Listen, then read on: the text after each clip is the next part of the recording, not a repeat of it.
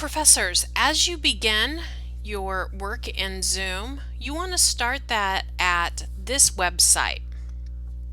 You're going to begin by downloading the Zoom app. And there's a lot of different options here and extensions. Don't let that fool you. Simply download this Zoom client for meetings.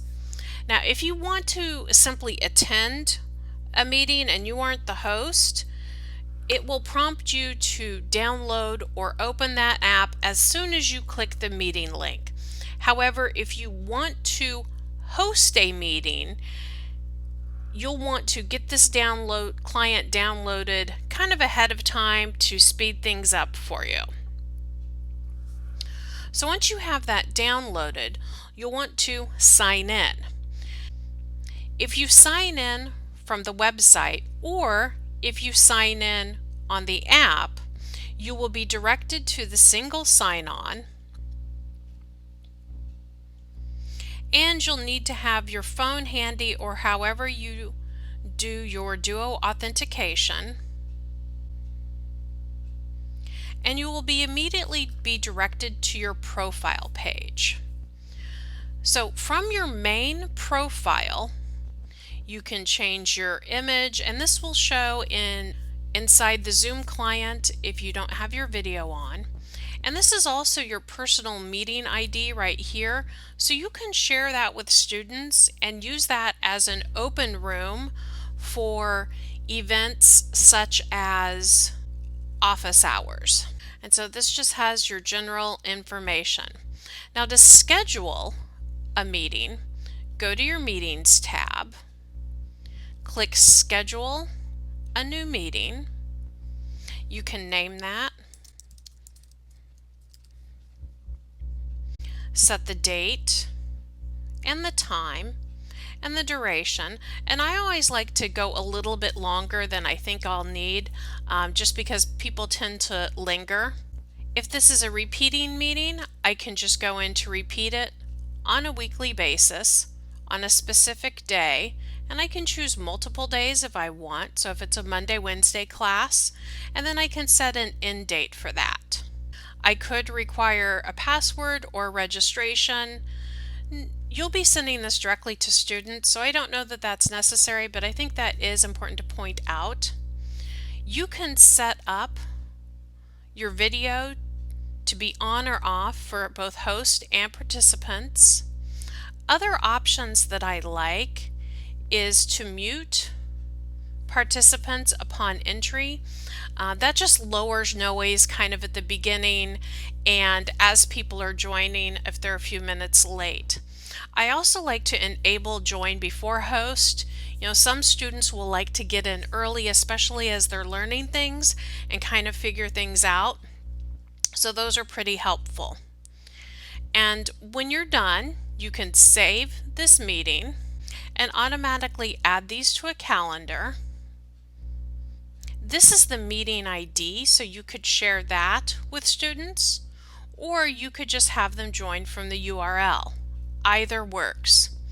If you copy the entire invitation, it has a lot of different calendar information that students can download. And I've added a link on this page where you can look at how you can add that to Blackboard and some other information for sharing that invitation inside of Blackboard. Other tips: make sure that you have clear protocols for your students and their work inside of Zoom. You can establish when things are screen shared, when you want to chat, and several different options. And we'll look at those in a few minutes when we're inside a chat with our student. In this screen, you can see the list of all of your meetings.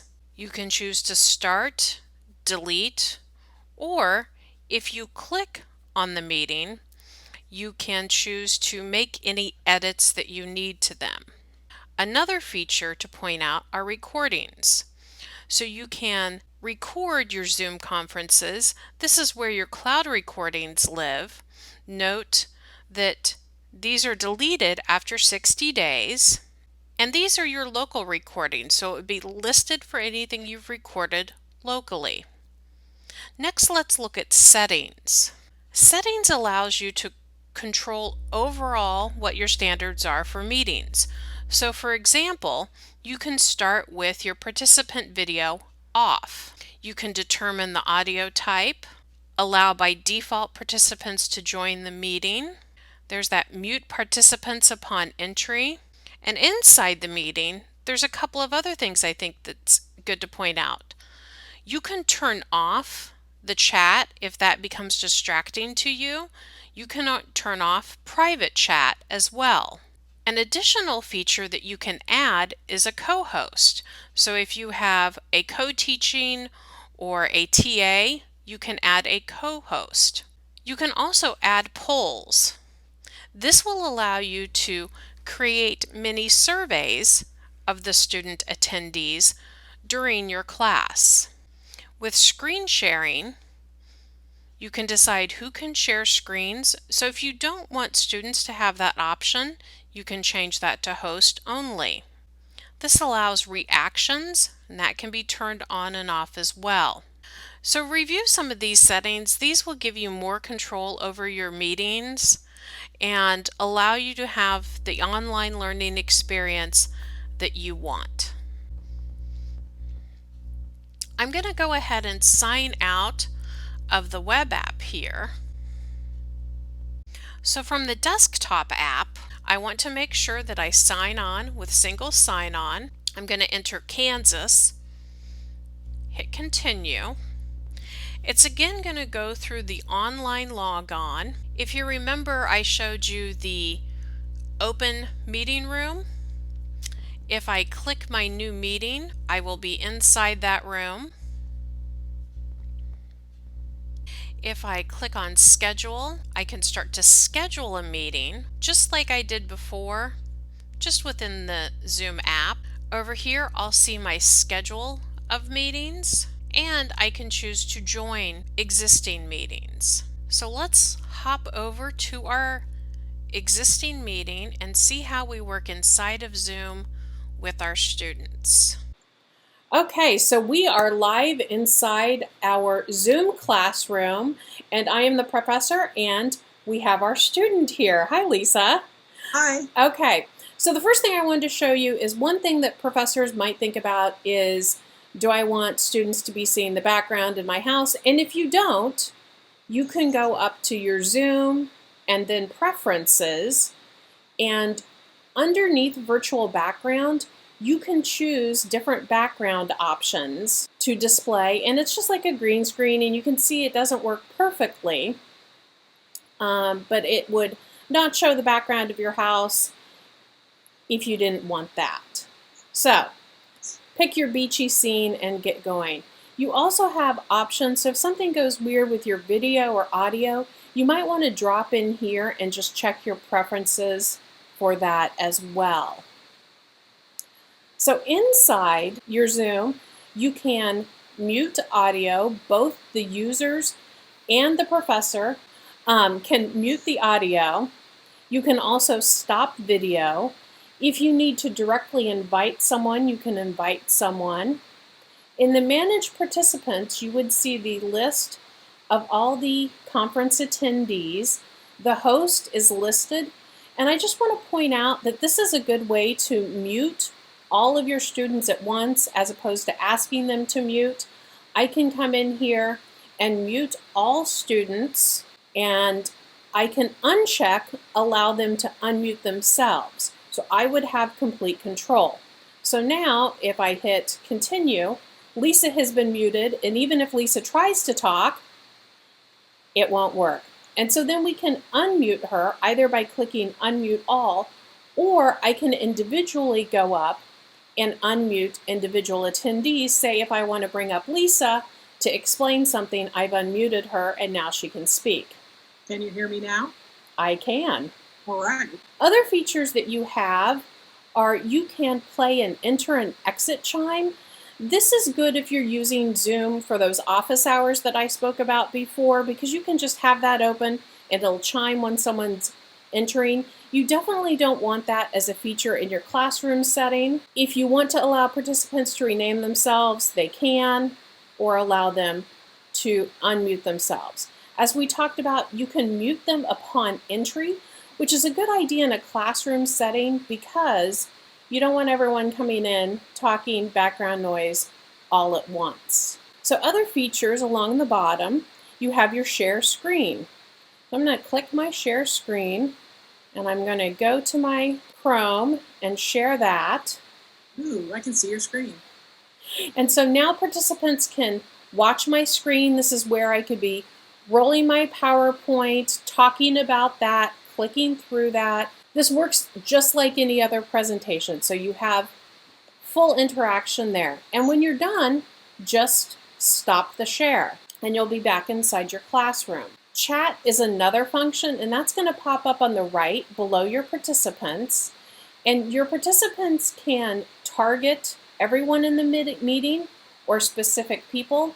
So if I wanted to send a message to everyone, I can type that in.